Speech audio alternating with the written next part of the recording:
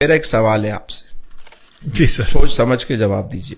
دنیا میں سب سے زیادہ مسلمانوں کو اگر چندہ کرنے کا موقع ملے تو وہ کہاں پہ سب سے زیادہ چندہ ہو سکتا ہے؟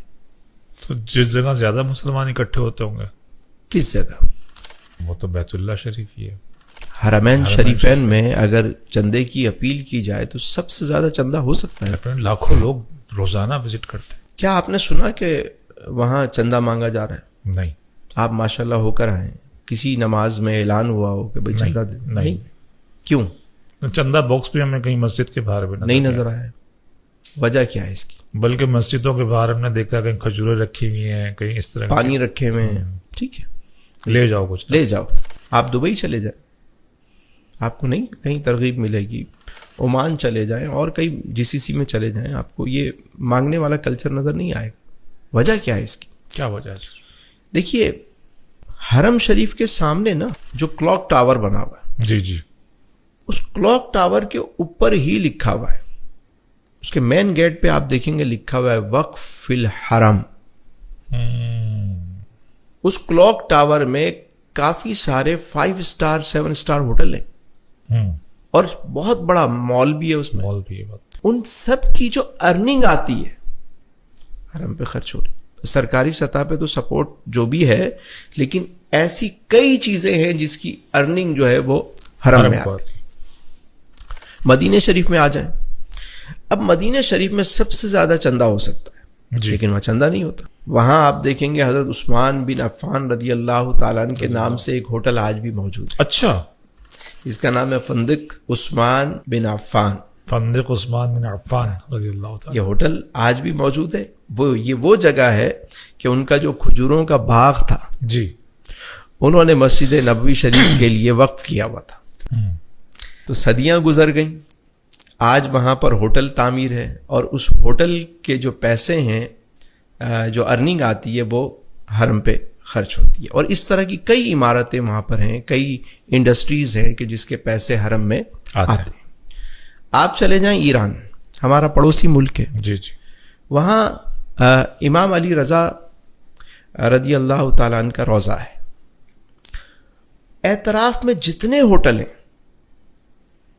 5 اسٹار ہوٹل بھی ہیں وہاں، وہ سب ملکیت ہے اس ٹرسٹ کی اور ان سب کی ارننگ وہاں آتی ہے.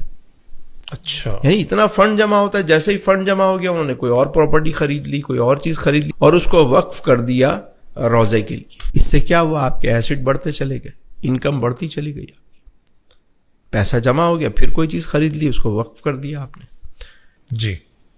ہم ادارے تو بناتے ہیں لیکن سورس آف انکم جنریٹ نہیں کرتے. ایسا ہی ہے. اب کیا ہوا؟ ادارے بڑھتے جا رہے ہیں، سورس ہے نہیں. ایک ہی سورس ہے کہ ہم نے مانگنا ہے. اب خرچے بڑھتے جا رہے ہیں. ابھی کیا ہوا؟ جب کووڈ آیا تو سب سے زیادہ وہ ادارے متاثر ہوئے کہ جو چندہ بیس تھے، کیونکہ ہر چیز بند ہو گئی. اب کہاں سے کوئی انکم آئی؟ ادارے متاثر ہو گئے. لیکن یہ ایک میسج تھا بہت بڑا، ہم نے اس سے بھی سبق نہیں سیکھا.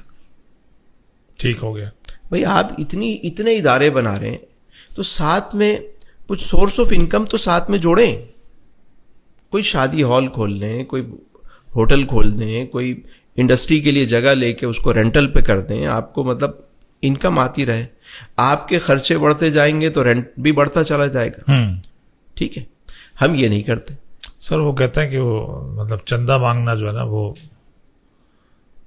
اسلامی طریقہ یہی ہے. آقا کریم علیہ السلام کی پوری سیرہ مبارکہ میں کتنے مواقع پہ جو ہے وہ حضور نے یہ حکم فرمایا ہو. سر ایک کا تو آپ نے ذکر فرمایا تب، لیکن وہ اضطراری کیفیت ہے، جنگ تبوک. اس کے علاوہ آپ مجھے بتائیں، ہاں دور سے کوئی قبیلہ آیا، اس نے آ کر کوئی عرض کی اور اپنے حال بیان کیے تو ٹھیک ہے جن کی. لیکن انفرادی طور پہ کوئی آیا، جی، اپنی ریاست کا کوئی معاملہ ہوا، تو حضور نے ایسا شاندار انتظام فرمایا کہ اس میں مانگنے کی ضرورت نہ پڑے. اچھا، کیسے سر؟ میں نے آپ کو عرض کی نا، وہ جو صحابی آئے جنہوں نے آ کر عرض کی تو حضور نے فرمایا کہ کلہاڑا خرید کے لاؤ تاکہ تم اپنے پاؤں پہ کھڑے ہو جاؤ. یعنی اسلام یہ پسند کرتا ہے کہ تم مچھلیاں لا لا کے نہ دو، اسے مچھلی پکڑنے کا طریقہ سکھاؤ. واہ واہ. اسلام یہ چاہتا ہے کہ لینے والا دینے والا بن جائے.